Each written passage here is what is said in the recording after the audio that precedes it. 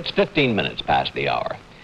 To prepare for our coverage of President Nixon's visit to the People's Republic of China, we have, of course, been assembling a variety of research materials, a country that's been isolated from much of the world for more than 20 years. And one of the more interesting publications that we have found happens to be this atlas put out by the CIA, the Central Intelligence Agency. And even though the CIA did it, it's not a secret publication intended solely for intelligence purposes, but a general reference work using some unconventional maps and graphs and photographs to give not only the geography, but the economy and even the cultural patterns of China, a complex country. And to make the information easier to understand, the CIA has compared China with the United States. And we'd like to show you some examples. To begin with, China and the United States are almost equal in size. China has nearly 3.7 million square miles, the United States slightly more than 3.6 million square miles, and both occupy similar latitudes. Much of the land surface of China consists of hills, mountains, and high plateaus. 12% is plains, 19% is basins, and only 11% of the vast land mass is under cultivation. Like the United States, the major mountain ranges are in the western part of the country.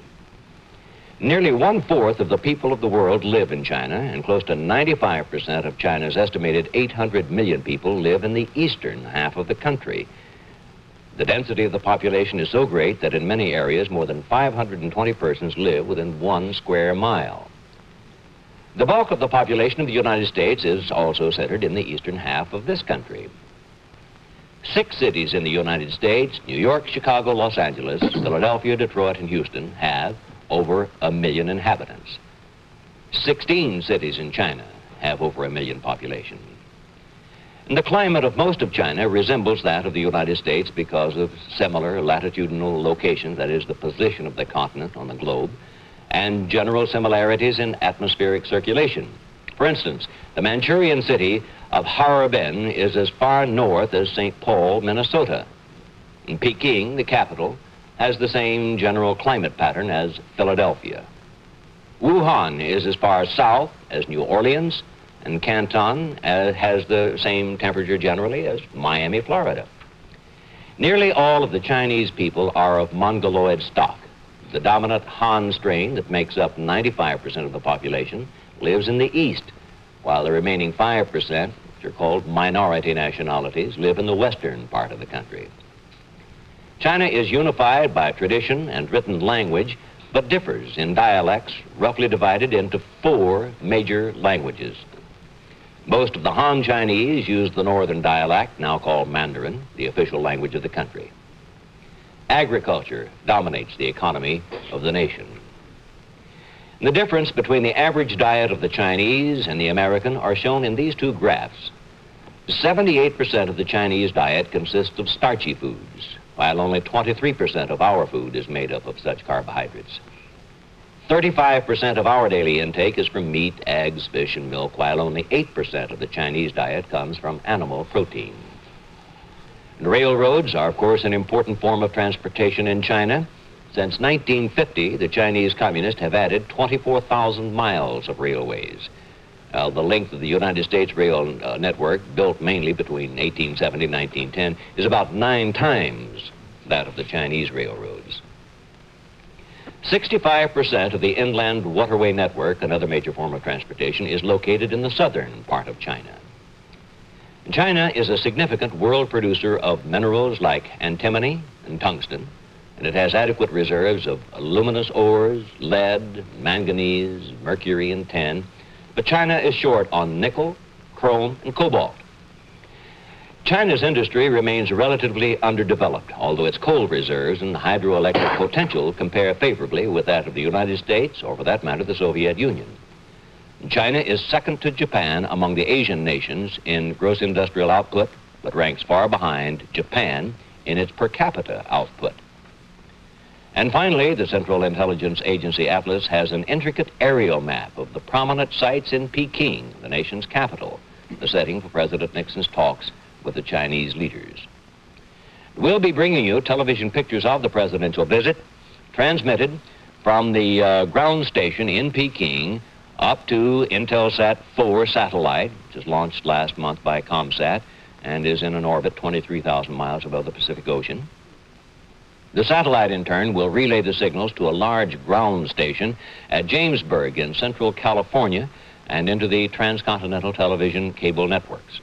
Since Chinese time is 13 hours ahead of Eastern time, the Today program will bring you the first full report of President Nixon's day-to-day activities, and we will continue doing so throughout the week. And with us throughout the week in question will be Mr. Donald W. Klein, who's with the East Asian Institute at Columbia University here in New York. And he will be interpreting and giving us background information on the news from Peking. And Mr. Klein estimates that he gave private briefings to no fewer than 30 of the journalists scheduled to accompany the president on his trip to China. So he's been rather busy lately and has a notion of what most of the reporters felt they needed to know before they went off on this assignment. Now, let me ask you first, and let's get it established now. I'll call you Don and you call me Frank, okay? Mr. Klein, Mr. McGee stuff, no. Do you think that given the temperament and nature of the Chinese people, that they will accord the president what we would call a tumultuous or exuberant welcome, or are they likely to be more restrained just because of their nature? Well, in terms of the nature, I think that they might like to be tumultuous about it, but I would think that the government in this case will probably restrain it somewhat, that it will be probably enthusiastic indoors, so to speak, at large banquets. But I would be surprised if they turned out, 500,000 people for this occasion. Are the Chinese people by nature demonstrative on such occasions? Well, they certainly can be. We've had a lot of demonstrations of it in the last 20 years. Well, some of that could have been generated by government edict. I was just wondering about the nature of them. Do they tend to display or show their emotions, or do they tend to be more restrained about it? Well, in personal relations, they're certainly able to restrain themselves. This is, part of the way Chinese often deal with one another. But on public occasions, I think that, they might be compared with a Fifth Avenue parade type mentality. Is that good or bad? Well, it depends who you're welcoming, I suppose. I guess it does, yeah. What has been, or can you say, this is a fair question, what has been the central theme of the questions that the correspondents that you've briefed have brought to you? What do you seem to be most concerned about? This is the question that almost everybody asks. Yeah. And I think the major point of concern was, or is really, because they're not there yet, given the fact that they're not going to know much about what Nixon talks about with Zhou Enlai, what are they going to do in the meantime? Yeah, how am I going to fill all that time and all that space? Precisely. And the answer seems to have emerged that they're going to follow around Mrs. Nixon more than we might have expected under normal circumstances. Because that's the only show in town as far as you're concerned. Well, it seems this way. Yes. She's going to be visiting a commune and a hospital and a school and, a couple of other things. So it will give correspondents a chance to, see China as it is.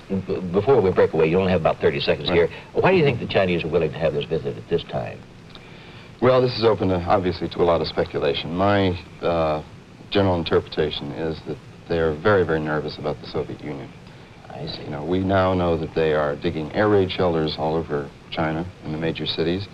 And the Russians have perhaps as close to 1 million men, armed men on their northern borders. This is worrisome. So it's very worrisome. Enough to give pause, isn't it? Certainly. And time now for a station break. I'm going to continue talking with Donald Klein here about the president's trip to China, all aspects of it. And I've been curious. It's said time and time again, and I think probably with some justification, that summitry as a form of diplomacy really doesn't achieve all that much. But we're tempted to believe that the Chinese are perhaps substantially different from the rest of us. My question, obviously, is whether you think summitry as a form of diplomacy would perhaps be more effective with the Chinese than it would with some Western society.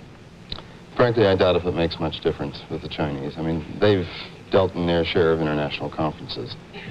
I think a lot of the American public has the idea that, this is the first foreign leader that Chinese have ever seen. But they've dueled with some of the best of them, including Nikita Khrushchev, for example, in recent years, Kosygin, and so forth. And at a less, less hostile atmosphere. They were major participants in the Bandung Conference. It's true. Both Geneva conferences, they played a very major role.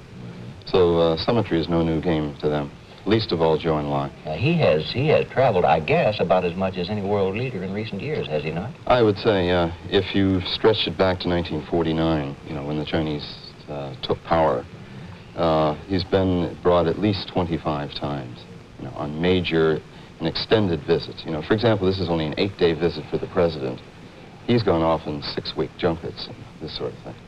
Well, the sheer longevity of his term in office, I would suppose, we'd be safe in saying that he's traveled more than any world figure. I would think as a world figure, has he not? I would say so, yes. Mm-hmm. It's been said many times that the United States really can't seem to make up its mind about China. We either have one of two extreme attitudes about it, and we're told that they're xenophobic and they resent foreigners. But is there not a little trace of at least naivete when we feel that simply because we haven't been in touch with China over this last 2 decades, that it has been isolated from the world? Yes, in fact, this is sort of one of my own major themes in this. The Chinese. Elaborate on it. Well, the Chinese, for example, right now have diplomatic relations with 67 different nations, which I don't describe as isolationism on their part. They've been conducting foreign trade with about 100 different countries, even those with whom they didn't have diplomatic relations. Their diplomats have been stationed just about all over, except the Americas. This they've been fairly well blocked out of, North and South America. But, of course, as we know, they now have people in Canada, for example, in Chile and so forth. But they've done an awful lot of moving around in cultural level, sports, trade, you name it. They've been involved. Would you expect? What would you expect first to result if I may use the word of a concrete nature from this? Would it be a further relaxation of trade between the two countries, an exchange of cultural figures, athletes? What would you expect to come first? Well, I would think that both sides have an interest in some level of trade, but I would emphasize that it would be very, very modest levels. And the reason I think this to be the case, because it's one of these things that's, mutually beneficial, so to speak.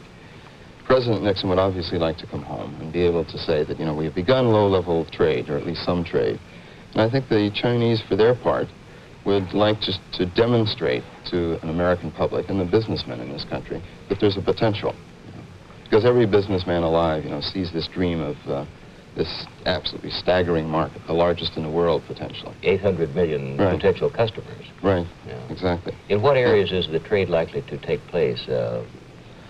Well, negatively, it's worth looking at, if I may use this sort of backdoor approach. They're not going to buy consumer goods. They're not going to buy automobiles and refrigerators and television sets. I think what they'd like mainly is high-level technology. I see. Some pretty sophisticated... Well, in the computer business, I don't know what our attitudes on this might be, but... We got to take a station break.